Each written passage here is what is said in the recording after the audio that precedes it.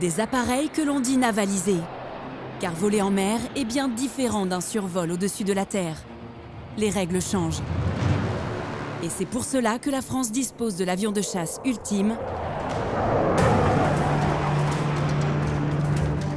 le Rafale. Mais il est dans une configuration exclusive. C'est la version marine du meilleur des chasseurs.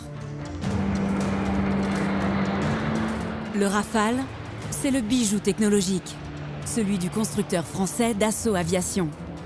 Un avion de chasse totalement polyvalent. Le Rafale vole à Mach 1,8, soit 1912 km/h.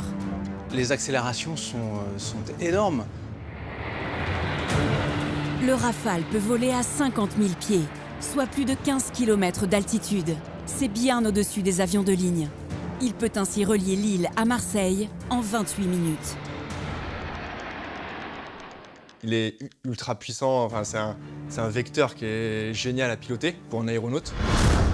Et à côté de ça, en termes de mission, donc là plus le job en tant que tel, là on a un panel, une ouverture qui est quasiment infinie, quoi. On peut faire toutes les missions. Le Rafale dispose d'un armement dernier cri. Missiles, bombes, canons. Et sa version marine emporte une arme spécifique avec des missiles air-mer. On évolue dans un environnement aéromaritime. Donc on est capable aussi de faire des missions contre des navires et on s'y entraîne. L'exercice est ainsi très différent d'une attaque au sol. La M39 a été conçue pour ça. Pour le cas du bateau, où il va falloir toucher une grosse zone du bateau vraiment pour le neutraliser. Et à côté, un tank qui va être tout petit. Donc on n'a pas besoin de la même munition pour traiter cet objectif, quoi. Le Rafale Marine est un concentré du meilleur des ingénieurs français. Pour le faire évoluer dans un univers marin, il a fallu une conception spécifique, étudiée dès la jeunesse du programme. Car sur le porte-avions Charles de Gaulle, sa base de lancement, le Rafale ne décolle pas. Il est littéralement catapulté.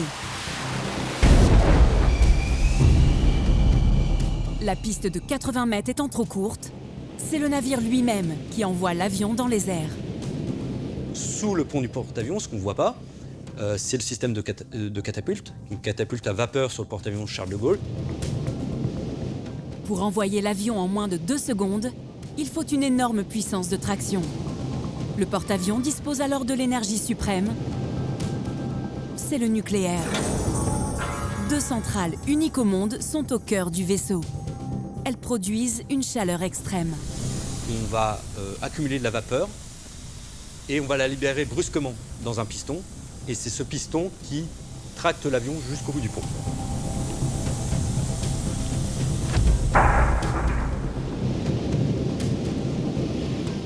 Ce train est ainsi attaché à une sorte de sabot, lui-même relié au piston. Le relais entre le train d'atterrissage et la catapulte se fait grâce à une seule pièce. C'est une petite barre qui est sur le train avant du Rafale. Cette barre, elle est à peu près de cette taille-là. C'est une barre en titane, hein, parce qu'on va tracter toute la masse de l'avion grâce à cette barre. Le Rafale Marine est aussi équipé d'une échelle intégrée, ce qui n'est pas le cas sur la version classique. Pour une question de sécurité, il faut un minimum de pièces sur le pont du porte-avions.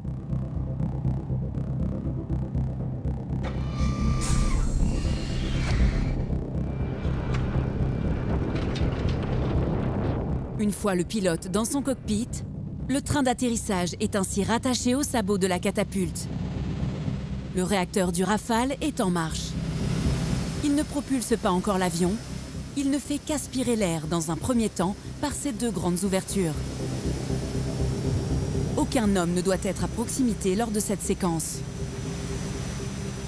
La mise en œuvre de l'avion sur le porte-avions, c'est un environnement qui est très dangereux.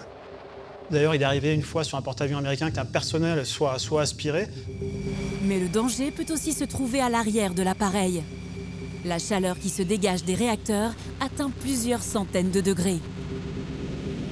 C'est pourquoi des déflecteurs se positionnent toujours derrière un catapultage. Ces grandes plaques sont aussi plus techniques qu'il n'y paraît. car elles sont soumises à des flux d'air chaud très intenses. En retrouvant une position horizontale, les hommes peuvent s'y brûler en marchant dessus. Tout comme les déflecteurs peuvent endommager sérieusement les roues des avions. On atteint des températures extrêmes et pour pas que le déflecteur fonde, eh bien, on est obligé de le refroidir. Et donc là, on utilise tout simplement de l'eau de mer qui va passer par un système de serpentin dans le déflecteur pour le maintenir à une température modérée et pouvoir l'utiliser à chaque coup de catapulte. Les déflecteurs sont une vraie particularité liée au Rafale version marine, tout comme la silhouette elle-même de l'avion. Elle est différente du Rafale classique. Le nez est ainsi plus relevé pour permettre une incidence positive lors du catapultage. Nous, un petit peu chauvin, on dit qu'il est un peu plus fier. Bon, c'est le côté un peu rigolo de la chose. Mais le train du Rafale marine, il est renforcé donc au niveau de ses jambes principales et également au niveau de la jambe sur l'avant, de manière à pouvoir, lorsqu'on met en œuvre la barre de kata, eh bien, à être tracté sans casser le train.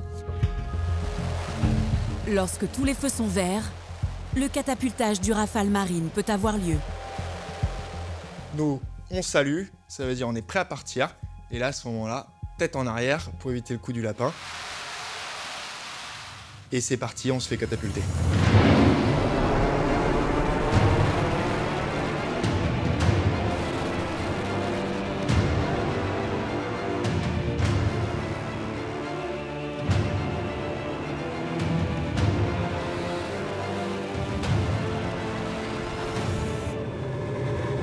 On n'est plus vraiment maître et on subit un petit peu ce catapultage.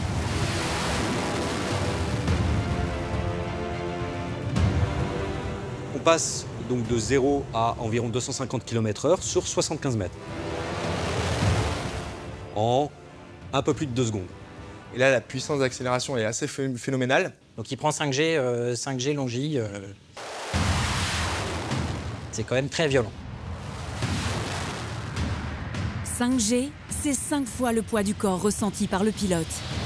Un marin pesant 80 kg aura l'impression de faire 400 kg. C'est linéaire mais brutal quand même. C'est-à-dire que comme c'est dans un temps court, ça rentre dans la catégorie du brutal, ouais.